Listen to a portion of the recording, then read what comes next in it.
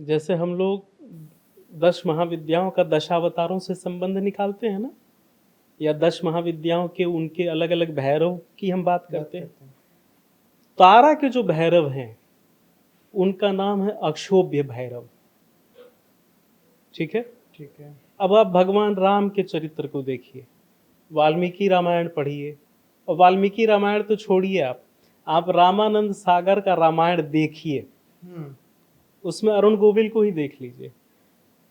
भगवान राम ना तो कभी बहुत उद्विग्न होते हैं, ना कभी बहुत प्रसन्न हो गए कि खिलखिला के हंस रहे हैं। बहुत रिजर्व, अक्षोभ्य, जिनको बहुत क्षोभ ना हो, डिस्टरबेंस ना हो। रामचरितमानस जो तुलसीदास जी लिखते हैं ना, उसमें 2-3 जगह इसका संकेत करते हैं।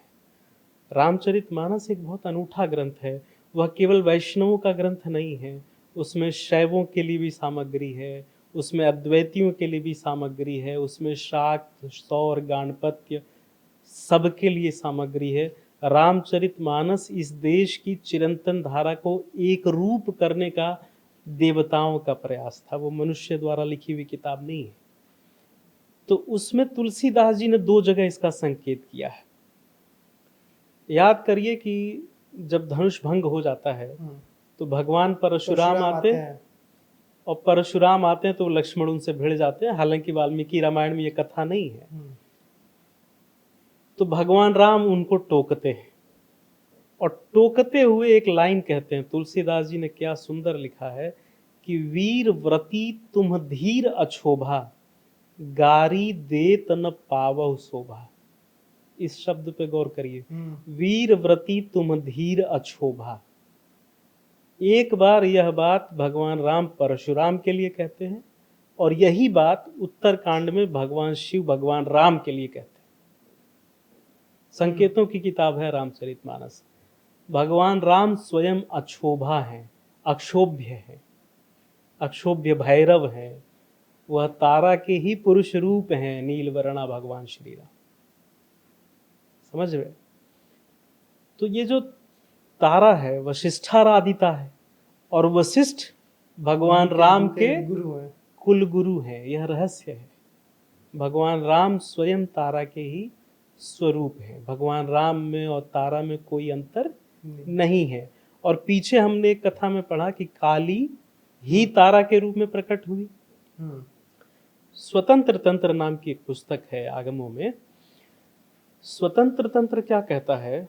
वो कहता है कलौ काली, कलौ तारा च कालिका, शिव शक्ति प्रभेदेन रूप शक्ति स्थिरीते।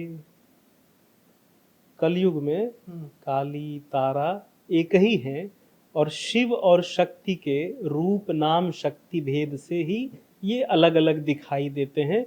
इन दोनों में कोई भी अंतर नहीं है। आप देखें, काली जी का चित्र देखिए, तस्वीर देखिए, उनके रूप का ध्यान कीजिए।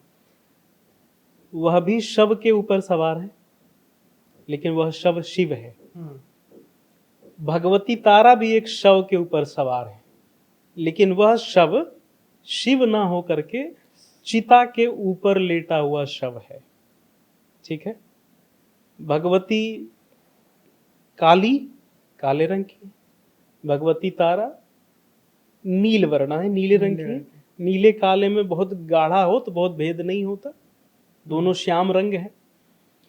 भगवती काली मुंडमाला पहनती है, हमने जिक्र किया था 50 मुंडमाला। भगवती तारा यह महाशंख माला पहनती है। तारा रहस्य में मुंडमाला को महाशंख माला कहा।